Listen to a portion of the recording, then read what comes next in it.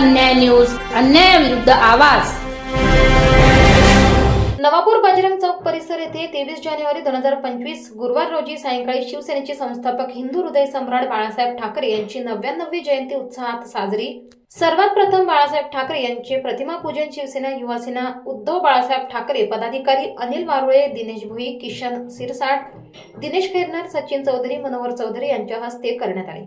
बाळासाहेब ठाकरे जयंतीनिमित्त महिला वर्गासाठी हळदी कुंकूचा कार्यक्रम देखील आयोजित करण्यात आले। यावेळी प्रशांत पाटील सर यांनी वंदनीय बाळासाहेब ठाकरे यांच्या जीवन कार्याविषयी, त्यांचा जन्म एका सामान्य कुटुंबात झाला, त्यांनी आयुष्यभर सर्वसामान्यांच्या हक्कासाठी लढा दिला अशी थोडक्यात माहिती सांगितली। तसेच हळदी कुंकू समारंभ म्हणजे गृहिणी पूजन, आदर सत्कार व स्नेहमिलन हा सामाजिक एकतेचे प्रतीक आहे। हळदी कुंकू निमित्त भगिनी आपले सुख दुःख एकमेकांना सांगून मन हलके करतात। हळदी कुंकूची देवाणघेवाण करून आपल्या पतीला दीर्घायुष्य मिळो तसेच आपल्या सुखी संसार व्हावा अशी शुभेच्छा देखील एकमेकांना दिलेत। पौराणिक कथेनुसार सुहासिनींमधील आदिशक्तीला शरण जाऊन तिच्याबद्दल कृतज्ञता व्यक्त करण्याचा हा सण। हळदी कुंकू म्हणजे एक प्रकारे ब्रह्मांडातील सुप्त आदिशक्तीच्या लहरींना जागृत होण्यासाठी त्यांना आवाहन करणे असे मानले जाते। हिंदू हृदय सम्राट बाळासाहेब ठाकरे यांची जयंती कार्यक्रमाप्रसंगी उपस्थित शिवसेना उपजिल्हा प्रमुख गोटू पाटील, शिवसेना शहर प्रमुख अनिल वारुळे, युवासेना उपजिल्हाधिकारी दिनेश भोई, युवासेना तालुका प्रमुख किशन शिरसाट, राष्ट्रवादी युवक जिल्हा सरचिटणीस सनी सावरे, शिवसेना उपशहर प्रमुख मनोहर चौधरी, सचिन चौधरी, युवासेनेचे राहुल पंचोली, कल्पेश गावित, सामाजिक कार्यकर्ते चंद्रकांत चौधरी, गोविंदा कोळी सर, गोपी सेन, प्रशांत हिरे, संतोष चौधरी, परेश पेगडे, जितेंद्र वारुळे, रुपेश जगदाळे, महिलांमधील शीतल वारुळे, दगुबाई सोनवणे, निकिता पाटील, पायल शिरसाट, मेघा भोई, कल्पना खैरनार, सुरेखा पवार, इंदिरानगर, बजरंग चौक, शास्त्रीनगर भागातील असंख्य माता भगिनी कार्यक्रमास उपस्थित होते। प्रास्ताविक अनिल वारुळे यांनी केले तर सूत्रसंचालन पवन दांडवेकर यांनी केले। ब्युरो रिपोर्ट, न्याय अन्याय न्यूज, नवापूर। संपादक विजय तिजवीज, नवापूर। हळदी कुंकू म्हणजे काय आहे? हळदी कुंकू सौभाग्याचं लेणं आहे। वर्षातून एकदा भगिनी हळदी कुंकाचा कार्यक्रम करतात।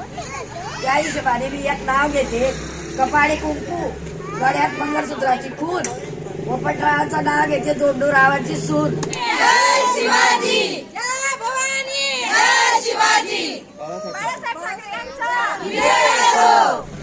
सीताराम ठाकरे यांच्या घरी जन्माला आला तो म्हणजे स्वर्गीय श्री हिंदू हृदय सम्राट बाळासाहेब ठाकरे।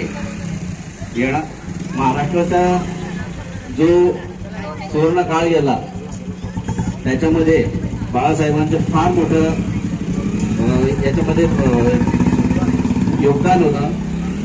आपल्या घरामध्ये दोन महिला जर आपल्या घरात गप्पा मारण्यासाठी जरी आल्या सहज, तर आपण त्या ठिकाणी काय करतो की त्या भगिनीला आपण हळदी कुंकू करतो। याचा अर्थ काय असतं की माझ्या मैत्रिणीचा संसार हा सुखाचा हो किंवा माझ्या मैत्रिणीचा सौभाग्यवती कायमस्वरूपी राहावं असं त्या मागचा हेतू असतो। आणि या ठिकाणी जर आपण बघितलं तर स्त्रियांमधील जे आदिशक्ती रूप आहे, या आदिशक्ती रूपाला जागृत करण्याचे सामर्थ्य सुद्धा हळदी कुंकू मध्ये असतं। आणि म्हणून मकर संक्रांती पासून तर रथ सप्तमी पर्यंत आजच्या या हळदी कुंकूच्या कार्यक्रमाचं आयोजन केलं जातं आणि घरोघरी अशा प्रकारचं हळदी कुंकू कार्यक्रम आयोजित करत असतात। त्याचप्रमाणे या कार्यक्रमाच्या माध्यमातून 4 गप्पा गोष्टी महिलांच्या होतात। भगिनी आपलं एकमेकांचं दुःख एकमेकांना सांगत असतात। मध्ययुगीन कालखंडामध्ये आपण विचार केला तर चूल आणि मूल ही एक संकल्पना होती। महिला उंबरठा ओलांडून बाहेर पडू शकत नव्हती। मग या सनातनी धर्मामध्ये महिलांना अतिशय पिवणुकची वागणूक मिळत होती। मग ही महिला व्यक्त होत नव्हती।